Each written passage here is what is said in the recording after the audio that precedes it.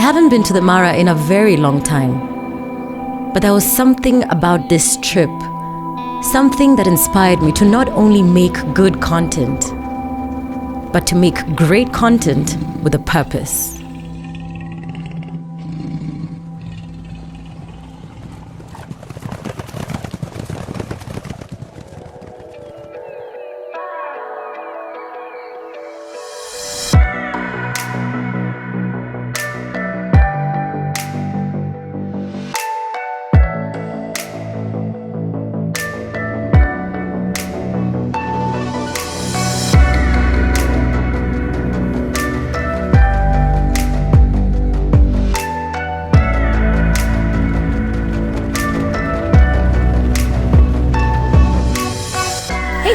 So I've had the pleasure of coming through to Olarro Mara, which is a beautiful lodge here in the Olarro Conservancy. And I'm here chilling with Sam, Stan and Ronak. That's my squad for the rest of the trip. We've got plenty of activities lined up today. We're going to go quad biking, then we're going to go hang out by the pool and do a game drive in the evening. It's going to be epic.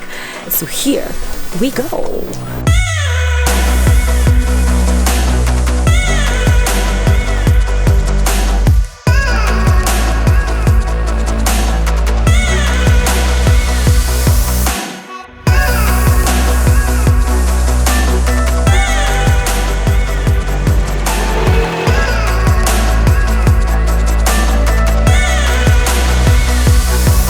So we're up bright and early, headed off to a game drive. It's about 6:30 in the morning. And we're going to do the game drive here in the Conservancy, so we can get to see the animals right from our doorstep.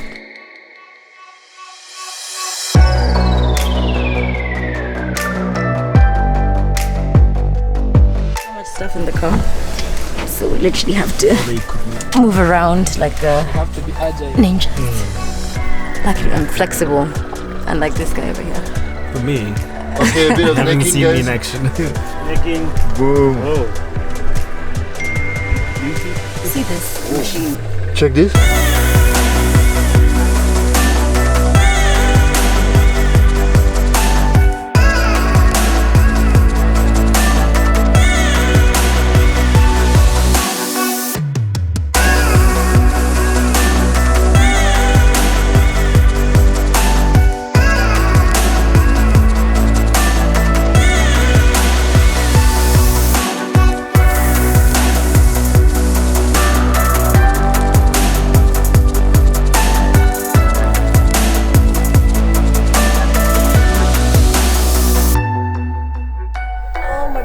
What a game drive. Look at this baby. So, okay, I'm just gonna have to carry it like this, but my god, this is what I love about staying at a conservancy versus going out into the sort of like the Mara Game Reserve, because the thing is, there's so many tourists this time of year. Like, you could see a cheetah and then there's 80 vehicles around it. The animal is scared, you don't get to get your shots. I mean, it's just a mess. But here we've been driving around in 20,000 acres of land. We're the only car around. You can go off-road, you can get as close to the animal as is allowed, which is quite close to be honest. And it's just so much more enjoyable. So if you were to ask me, I would say conservancy versus going to the game reserve any day, especially when it's peak season.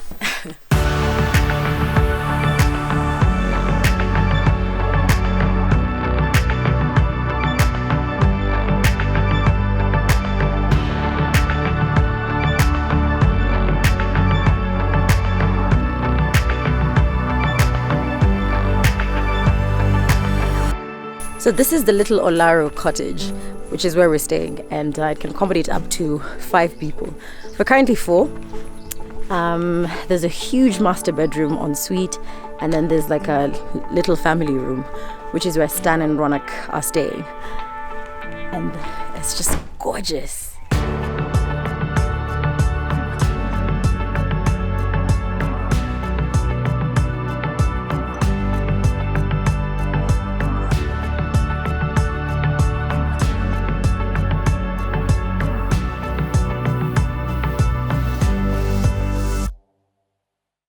So I would encourage everybody to come here at least once.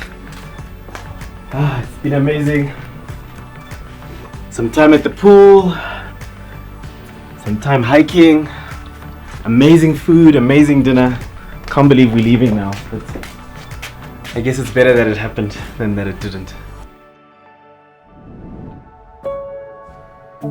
It's been about a year and a half since we're doing travel vlogs, and you know, the mindset has always been to showcase the tourism potential of Kenya, hopefully the rest of the African continent very soon.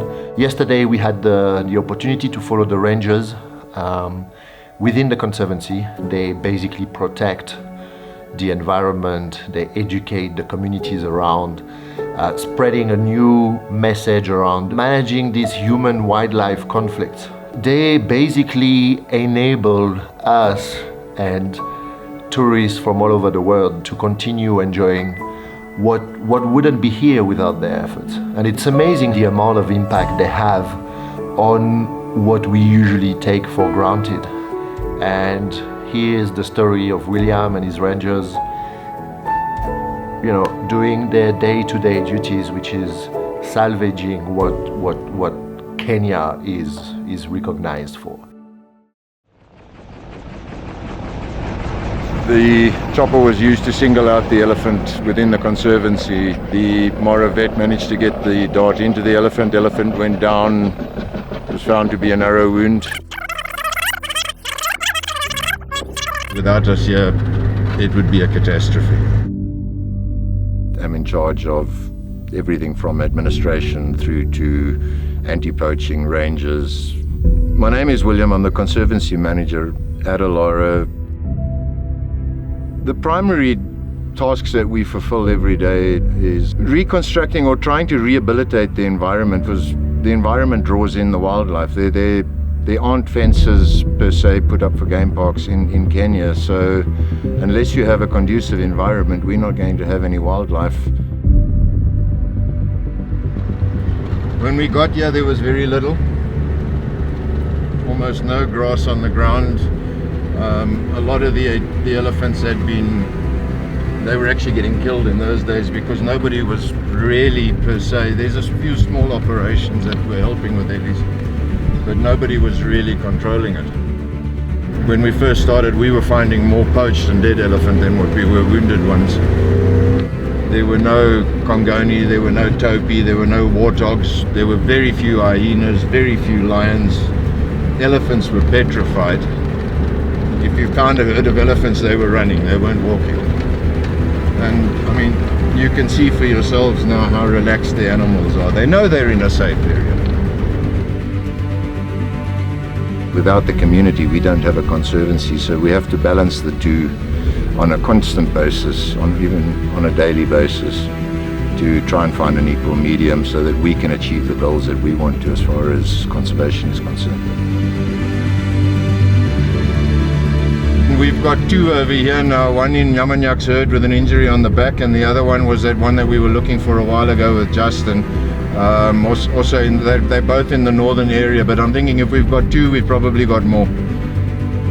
You'll see us on the ground over here. If you come over now, we're busy watching both herds at the same time.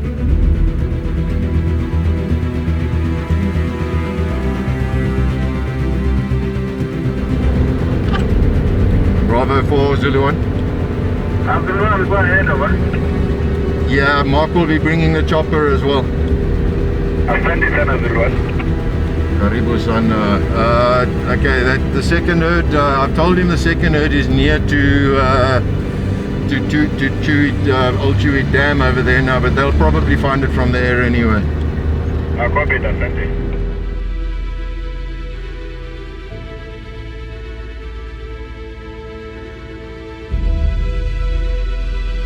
As you can see, we're not a Mickey Mouse operation over here.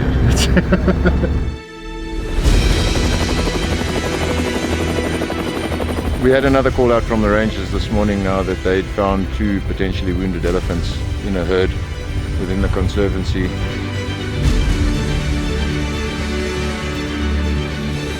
On eventually getting hold of Mara Elephants Project pilot and the Mara veterinary team, they were mobilized. They took a while longer than what we would have liked to get here. They had to treat an elephant on the way that was also wounded, potentially due to human-wildlife conflict. Right now we're just busy trying to determine whether there are any more injuries within the herd before the helicopter returns.